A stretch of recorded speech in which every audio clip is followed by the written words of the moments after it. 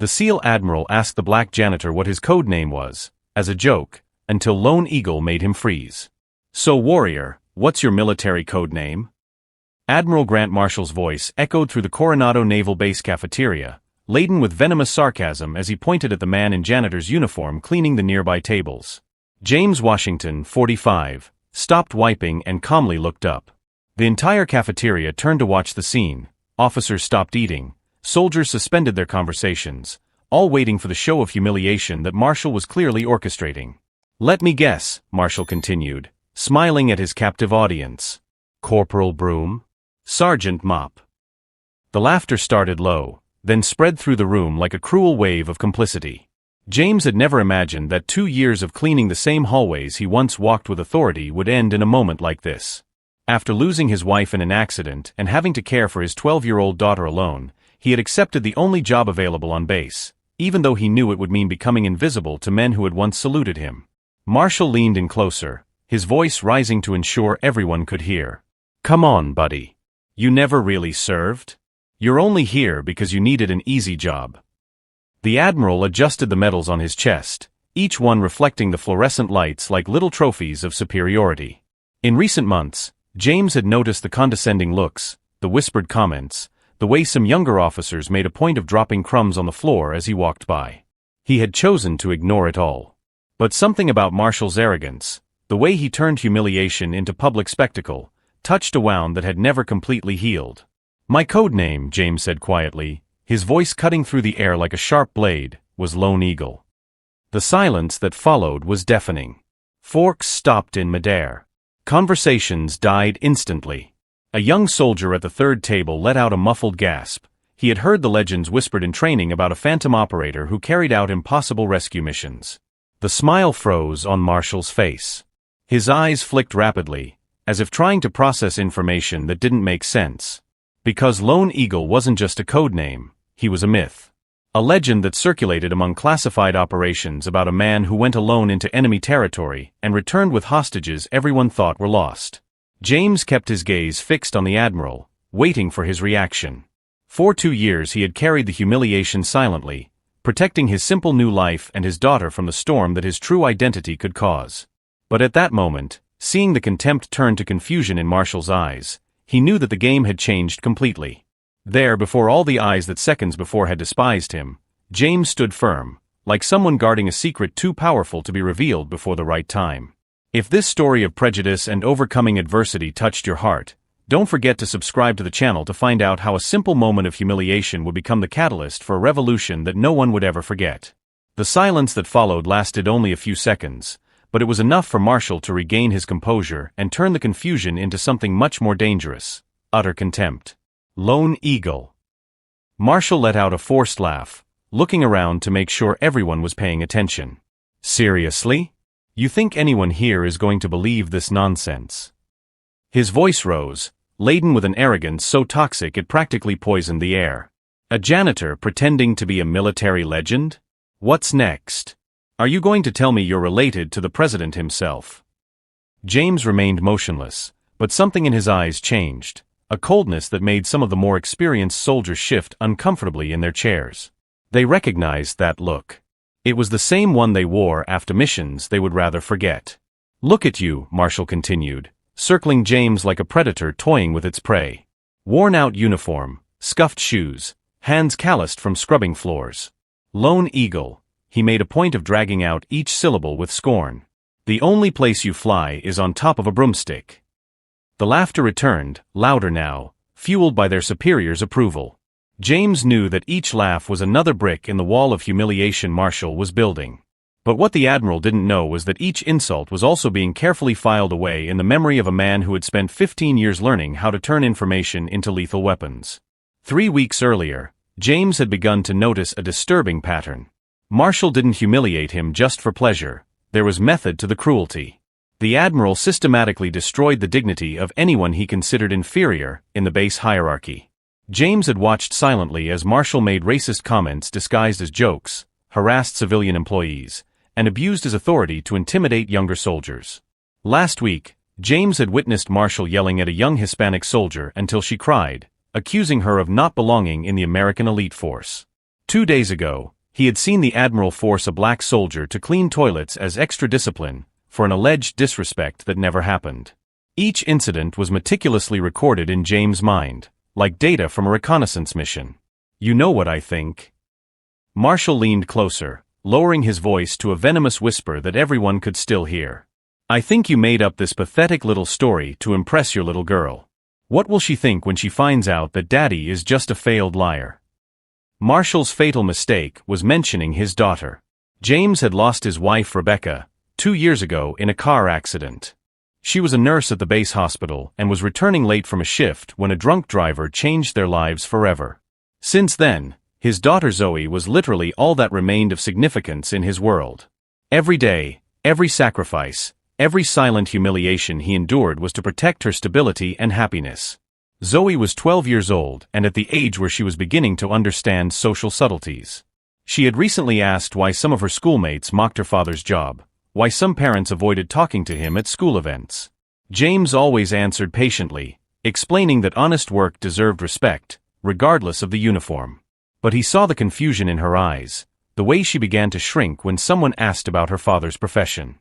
My daughter, James said softly, his voice cutting through the noise of the cafeteria like a blade through silk, knows exactly who I am. Marshall smiled triumphantly, misinterpreting the restrained response as an admission of defeat. Of course she does. A janitor who makes up lies to feel important. What Marshall failed to notice was that others in the cafeteria were beginning to pay close attention. Commander Torres, a veteran of 3 deployments, watched James with a thoughtful expression. Sergeant Williams, a specialist in special operations, had stopped eating altogether and was studying every micro-expression on the janitor's face. Because there was something about James' posture, the way he breathed, the controlled manner in which his hands remained relaxed as he absorbed each insult, that did not fit the image of a defeated man. It was the calmness of someone who had faced infinitely worse situations and emerged victorious. Over the past 2 years, James had done much more than just clean floors. He had watched, listened, and learned. He knew exactly which officers were corrupt, which military contracts were rigged, which soldiers were being systematically mistreated. He had documented everything with the precision of an intelligence analyst, because that was exactly what he used to be, long before he became Lone Eagle. Marshall continued his attacks for another 10 minutes, each insult more elaborate than the last, each humiliation more public. He talked about how people like James should accept their place in society, how it was natural that some were born to lead and others to serve. His words were pure poison, distilled through years of privilege and unchallenged prejudice. But what truly impressed James was not Marshall's cruelty. He had faced real enemies on real battlefields. It was the man's utter stupidity. Marshall was so blinded by his own arrogance that he couldn't see the obvious signs around him. Veteran soldiers frowning, officers whispering among themselves, even some of those who had initially laughed beginning to look uncomfortable with the intensity of the attack. When Marshall finally finished his show and walked away, still laughing and making comments to his sycophants, James simply went back to work. He picked up his rag, put away the cleaning cart, and left the cafeteria with the same quiet dignity as always. But this time, something had fundamentally changed. Marshall had crossed a line he should not have crossed. He had made the situation personal. And personal was exactly Lone Eagle's specialty. Each new humiliation only strengthened something within him that his oppressors could not see, a quiet determination fueled by the very injustice they tried to impose. What that privileged admiral didn't know was that every act of contempt was paving the way for his own downfall, and that the man he had just publicly humiliated had the resources, knowledge, and connections that would turn his life into a waking nightmare very soon. That evening, James sat at the kitchen table in his modest home, pretending to help Zoe with her math homework while his mind processed every word Marshall had said in the cafeteria. His daughter, focused on her algebra problems, didn't notice when he discreetly opened his old laptop and began typing. "Dad, are you paying attention?" Zoe looked up, frowning. "I've asked you 3 times about this equation." James blinked, returning to the present. "Sorry, honey. Show me again." But as he patiently explained how to solve for x, part of his mind continued to work on a much more complex problem: how to systematically expose a corrupt officer without compromising his own safety or that of his daughter. Because James Washington wasn't just a janitor. And he definitely wasn't just Lone Eagle. Before becoming a legend in special operations, James had been a military intelligence analyst for 8 years. His specialty was mapping corruption networks in occupied territories, identifying patterns of behavior, and building cases that resulted in spectacular downfalls of seemingly untouchable figures. It was this skill, as much as his combat expertise, that had made him so valuable on the most sensitive missions. During his 2 years working at the base, James had done much more than observe. He had systematically documented every abuse of power by Marshall, every discriminatory comment, every violation of protocol. He knew about the overpriced contracts that the Admiral approved in exchange for gifts from suppliers. He knew the names of the soldiers that Marshall had transferred to dangerous positions for personal reasons. He even had audio recordings of some of the Admiral's most explicitly racist rants, captured by chance while cleaning his office. But documenting wasn't enough.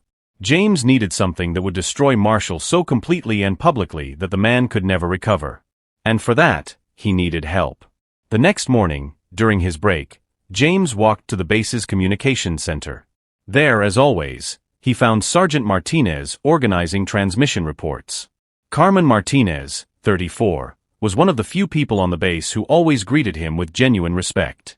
She had grown up in a family of immigrants and recognized the look of someone who faced prejudice on a daily basis. "Good morning, Mr. Washington," she said, smiling. "How's Zoe?" "Fine, thank you." "Carmen," James lowered his voice, "I need to talk to you about something important. Something confidential." The serious tone made Carmen immediately stop what she was doing. She had known him for 2 years and had never seen him ask for a favor or show urgency.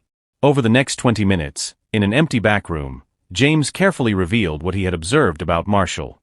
He showed photos on his cell phone of documents he had discreetly photographed, played audio clips he had recorded, and detailed the systematic pattern of abuse and discrimination. Carmen listened in growing silence, her eyes widening with each new revelation. "My God, James. That's huge. But why are you telling me?" "Because you have access to the base's communication systems. And because Marshall made a fatal mistake yesterday." James explained his plan.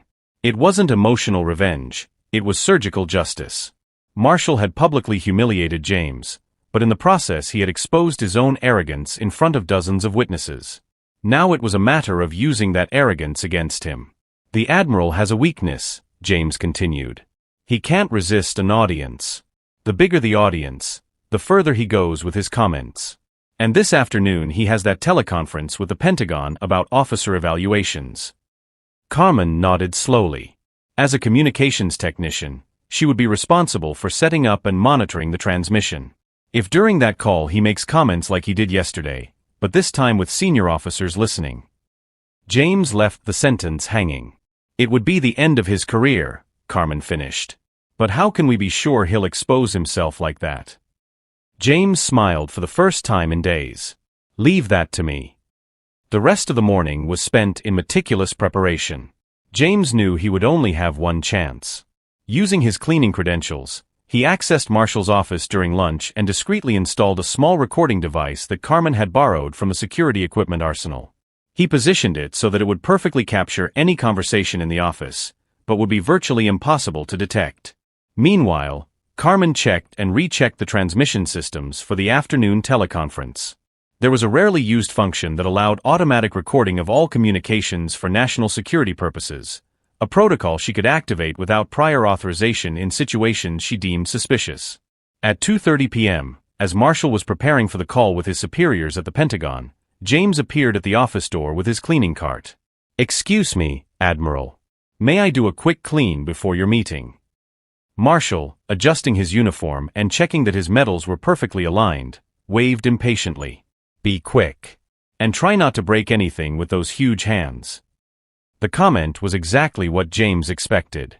Marshall never missed an opportunity to belittle, especially when he was about to report to superiors. The adrenaline of the performance made him even more cruel than usual. As he cleaned, James watched Marshall review his notes for the call.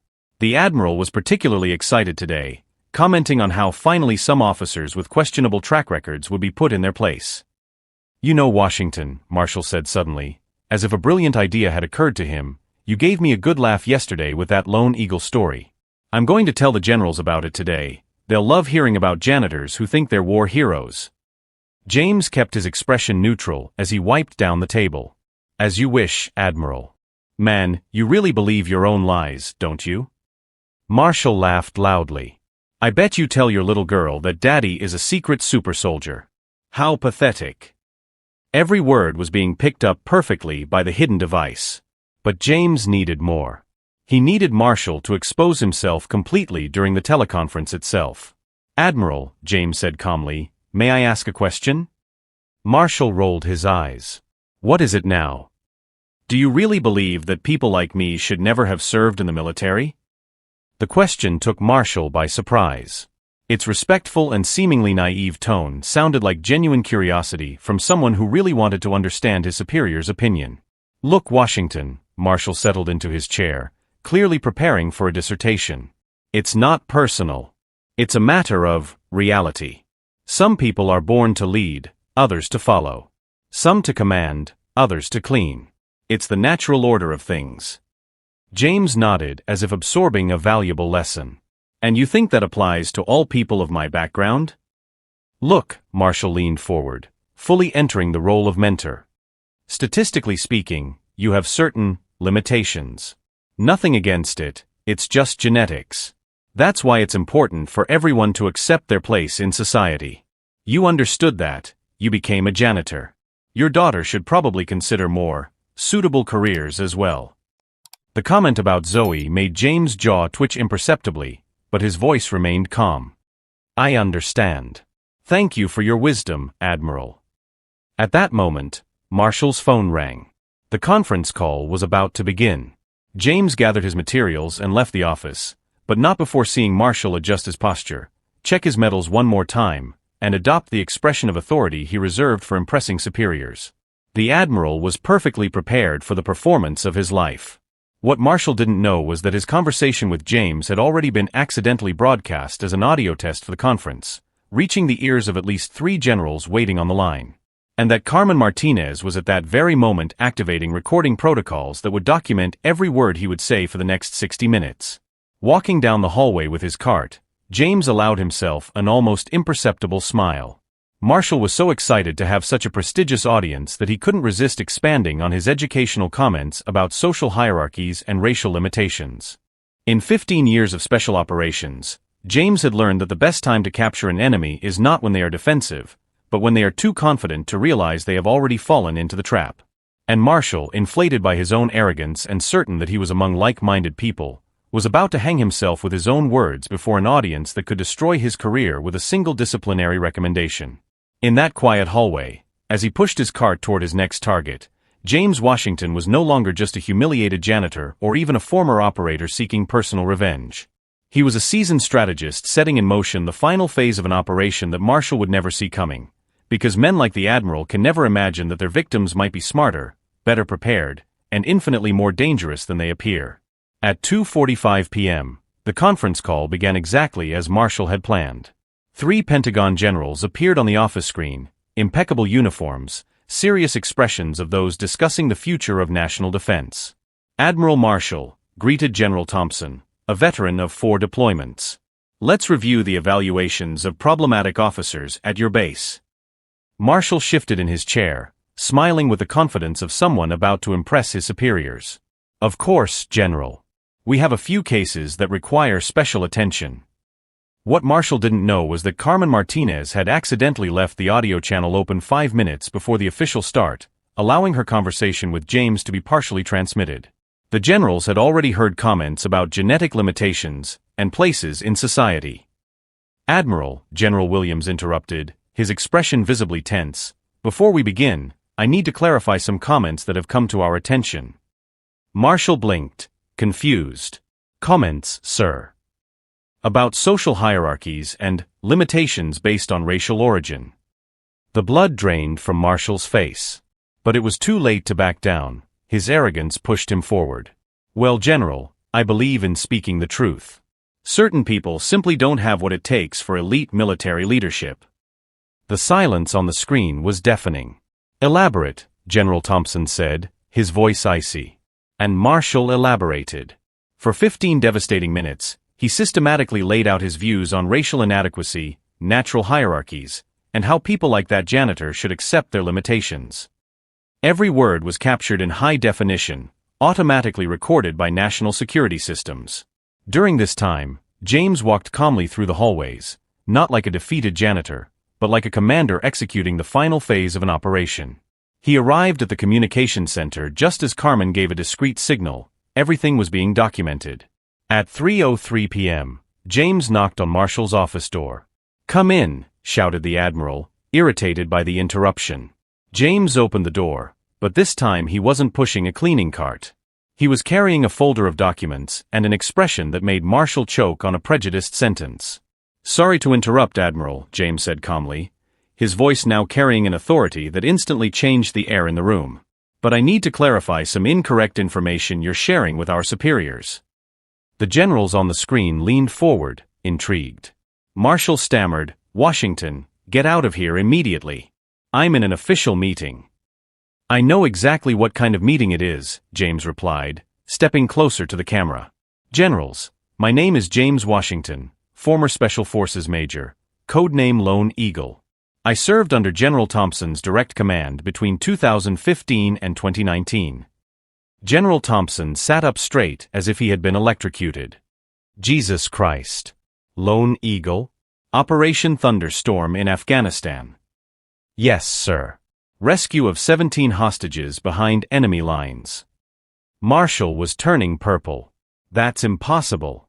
He's a janitor. He's lying." James opened his briefcase and began displaying documents in front of the camera.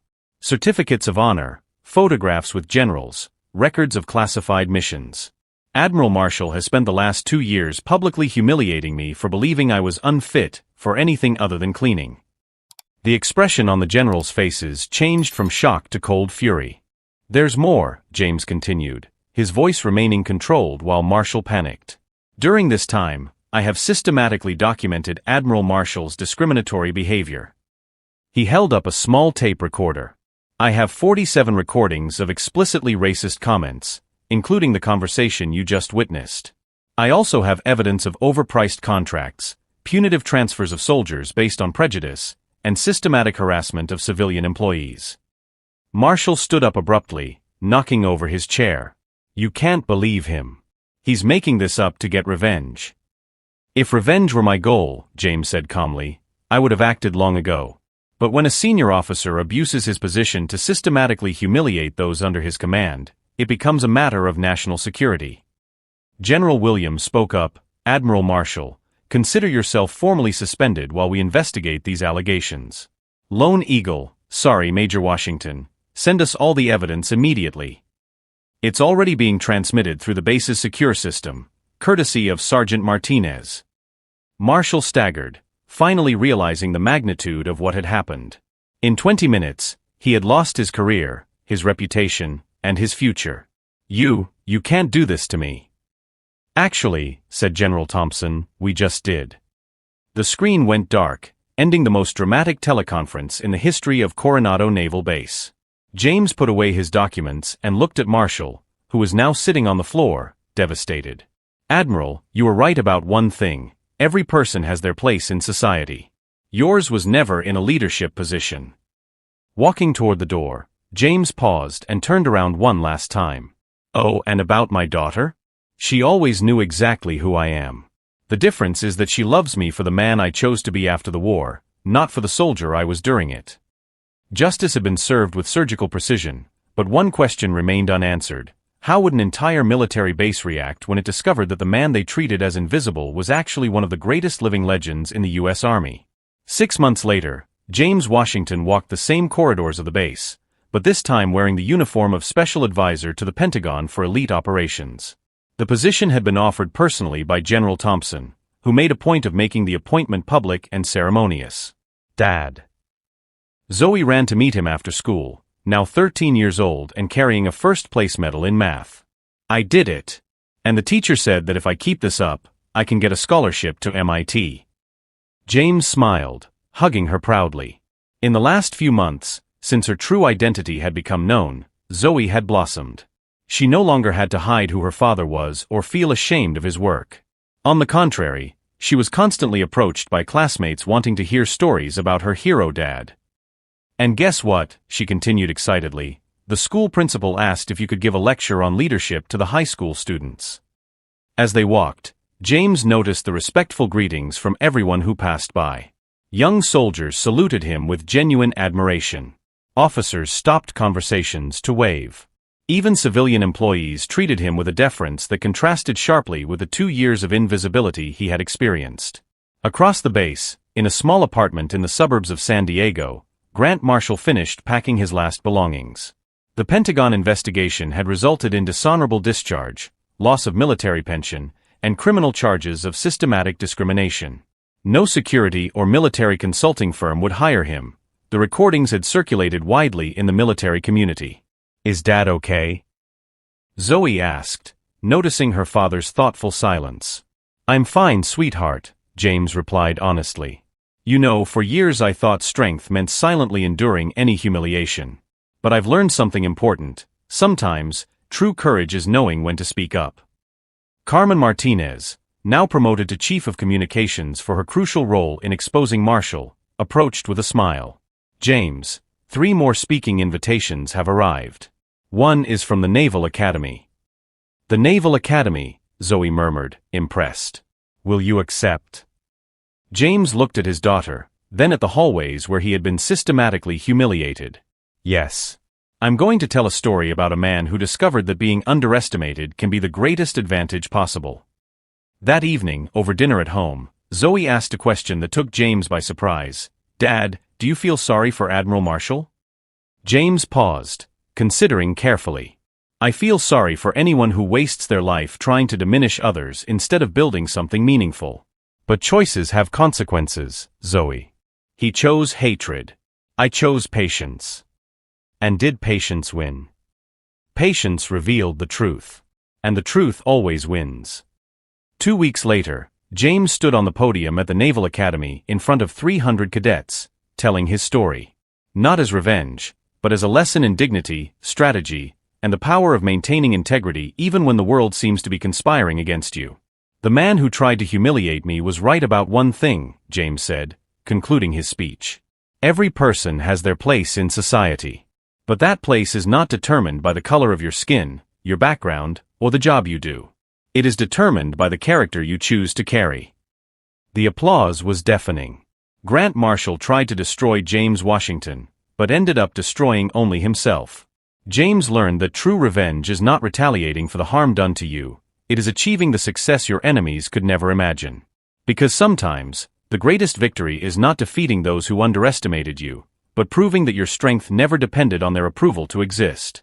If this story of overcoming adversity touched your heart, subscribe to the channel for more stories that prove that character always triumphs over prejudice.